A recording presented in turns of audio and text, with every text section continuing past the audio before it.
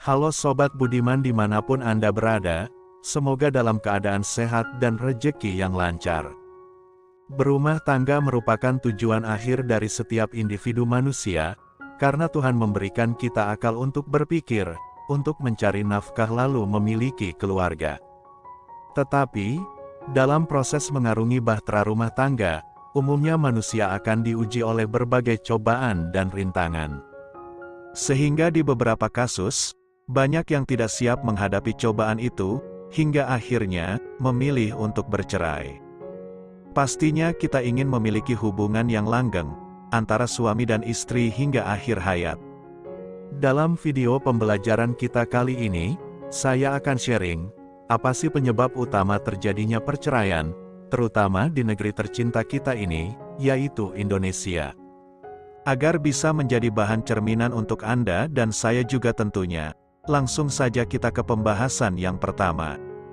Untuk penyebab perceraian yang pertama adalah masalah keluarga. Tanpa kita sadari, mengapa faktor keluarga bisa menjadi pemicu terjadinya perceraian? Ini terjadi karena sering ikut campurnya keluarga dalam masalah rumah tangga kita, seperti paman atau bibi kita, lalu saudara perempuan ataupun laki-laki kita, kadangkala, bukannya menenangkan malah memanas-manasi, sehingga memperkeruh keadaan.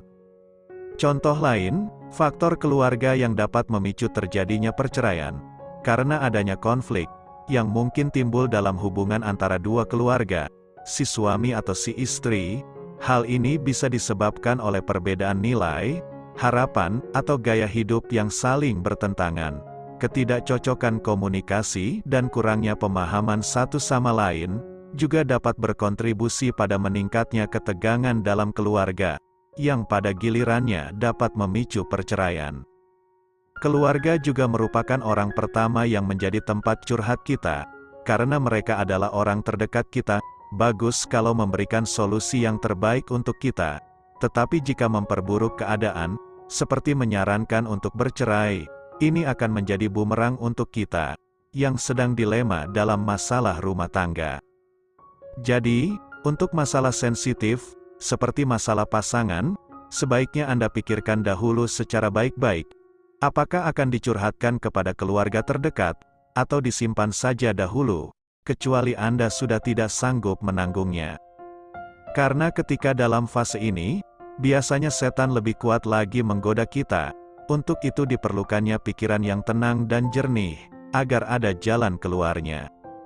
Penyebab terjadinya perceraian yang kedua adalah masalah ekonomi.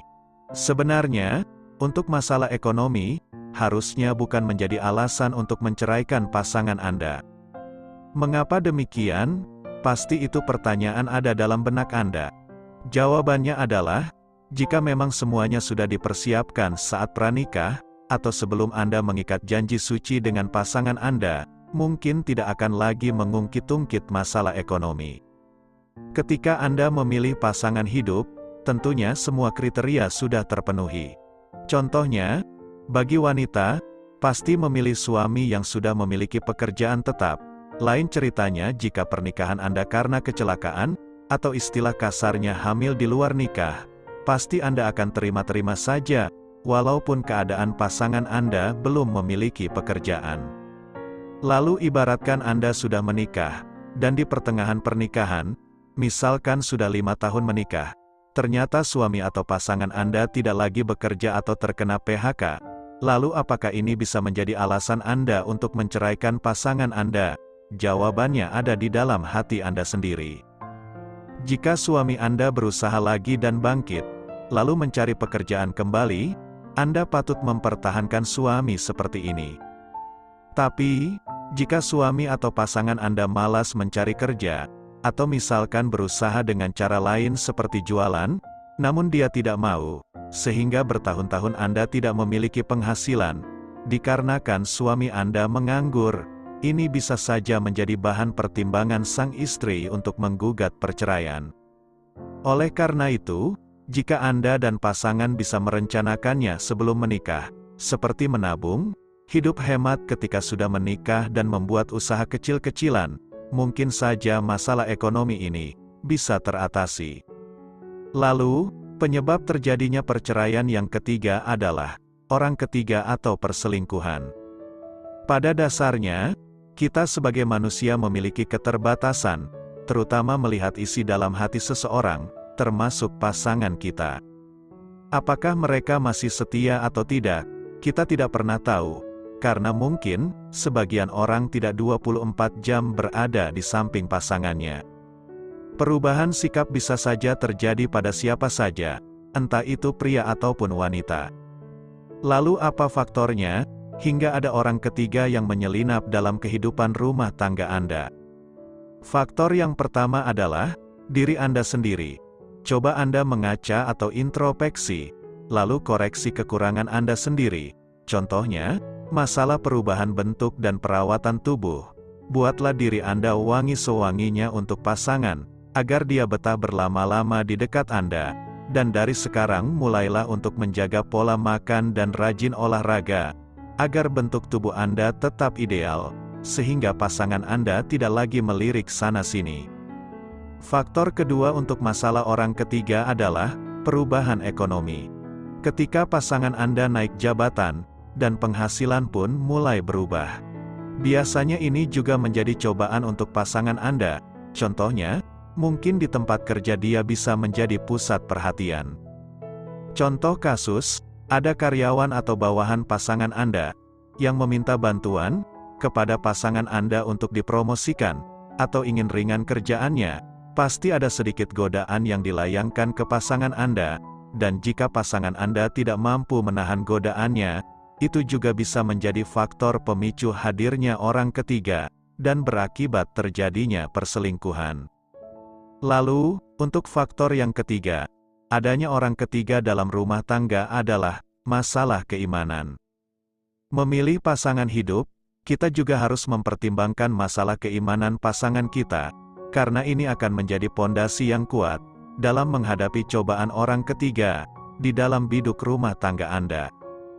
Jika imannya kuat dan ibadahnya rajin, tentu ini akan menjadi perisai bagi pasangan Anda agar tidak tergoda oleh yang lain.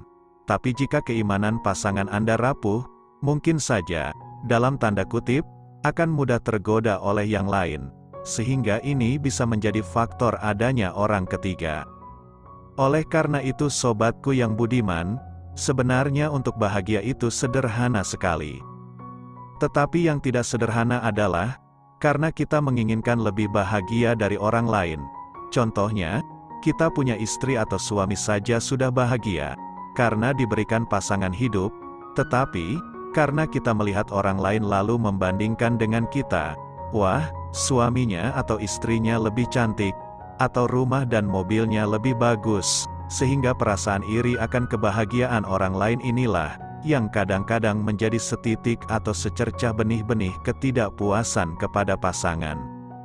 Sehingga setan pun masuk, lalu mempengaruhi kita, agar perceraian pun terjadi dengan pasangan kita. Oleh karena itu sobatku yang budiman, ada baiknya kita memperbanyak rasa syukur dan memperbaiki ibadah kita kepada Sang Pencipta, agar dijauhi dari hal-hal keburukan dunia.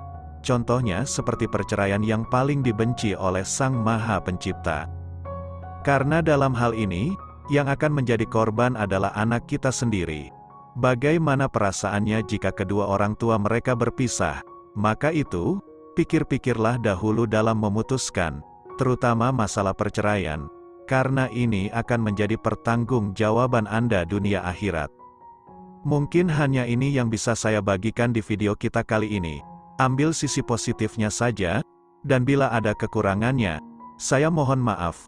Jika Anda menyukai konten-konten yang ada di channel saya, mohon kesediaannya untuk menekan tombol subscribe, dan jangan lupa like dan komennya. Terima kasih.